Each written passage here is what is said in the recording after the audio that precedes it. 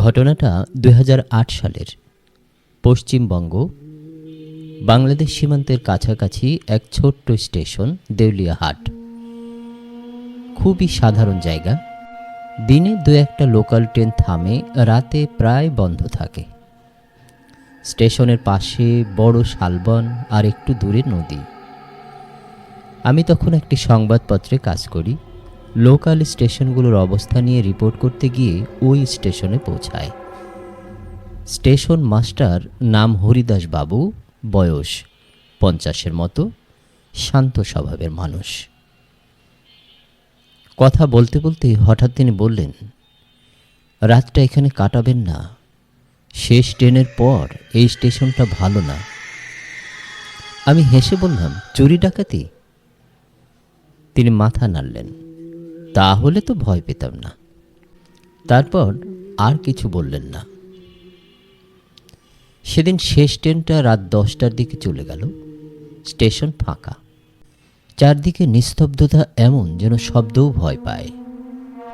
আমি ওয়েটিং রুমে বসে নোট লিখছি। হঠাৎ কানে এলো দূরে ট্রেনের হুইসেল।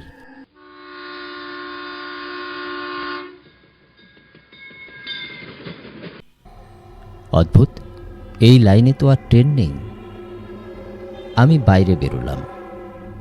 প্ল্যাটফর্মে কেউ নেই, বাতিগুলো টিমটিম করছে, কিন্তু হুইসেল আবার বাজলো, এবার কাছে।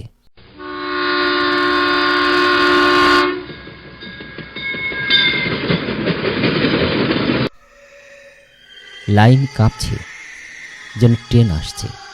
আমি ভাবলাম হয়তো স্পেশাল ট্রেন, কিন্তু হেডলাইট নেই, শব্দ আছে, ট্রেন নেই।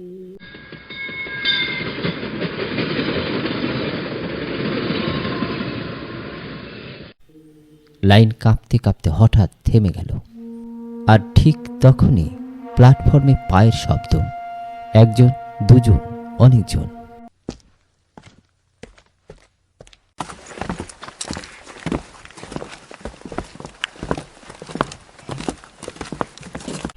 কিন্তু কাউকে দেখা যাচ্ছে না, শুধু পায়ের শব্দ।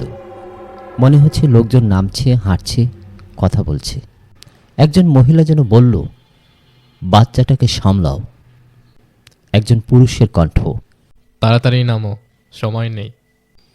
আমি জমে দাঁড়িয়ে আছি, দেখতে পাচ্ছি না, কিন্তু অনুভব করছি পুরো প্ল্যাটফর্ম ভরে গেছে। হঠাৎ পাশ থেকে হরিদাসবাবুর কণ্ঠ, ভেতরে যান, তাকাবেন না। আমি ঘুরে দেখি উনি দরজার পাশে দাঁড়িয়ে, তার চোখে আতঙ্ক। আমি দৌড়ে ওয়েটিং রুমে ঢুকে পড়লাম। বাইরে তখনও পায়ের শব্দ, কথাবার্তা, কাঁদার আওয়াজ। তারপর একটা বিকট শব্দ, যেন কিছু লাইনচ্যুত হলো। সব চুপ। কিছুক্ষণ পর সাহস করে বাইরে এলাম। প্ল্যাটফর্ম ফাঁকা, লাইন স্বাভাবিক, কিছুই হয়নি যেন। আমি বললাম, এটা কি? হরিদাসবাবু ধীরে বললেন, 1971 সালে এখানে একটা শরণার্থী ট্রেন লাইনচ্যুত হয়েছিল। অনেক মানুষ মারা যায়, আর রাতে মাঝে মাঝে তারা আসে শেষ ট্রেন ধরতে। আমি হেসে উড়িয়ে দিতে চাইলাম, কিন্তু তার চোখ দেখে থেমে গেলাম। উনি বললেন, সবাই শুনতে পায় না, যারা শোনে তারা আর আগের মতো থাকে না। রাত বাড়ল। আমি ঠিক করলাম ভোর হলে চলে যাব। ঘুম আসছিল না। হঠাৎ দরজার সামনে কেমন যেন ছায়া। একটা ছোট ছেলে দাঁড়িয়ে, কাদামাখা জামা, চোখ দুটো ফাঁকা। সে বলল, ট্রেনটা কখন আসবে? আমি বললাম, কোন ট্রেন? সে বলল, আমরা তো নামতে পারিনি।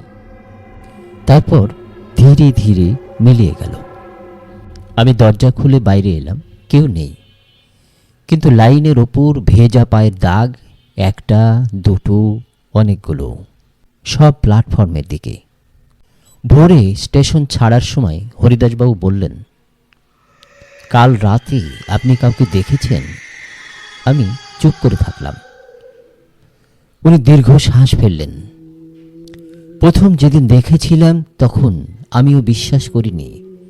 এখন প্রতি বছর এই তারিখে তারা আসে। আমি জিজ্ঞেস করলাম, আপনি চাকরি ছাড়েন না কেন? তিনি মৃদু হাসলেন। কেউ তো থাকতে হবে। শেষ ট্রেনের জন্য অপেক্ষা করলে কেউ দরজা খুলে দেবে, এই ভরসাটা তাদের থাকা দরকার।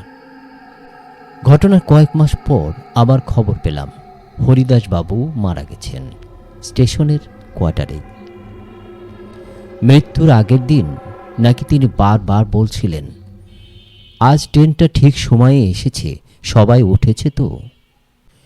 এখনও নাকি ওই স্টেশনে মাঝরাতে হুইসেল শোনা যায়, লাইন কাঁপে, প্ল্যাটফর্মে পায়ের শব্দ হয়।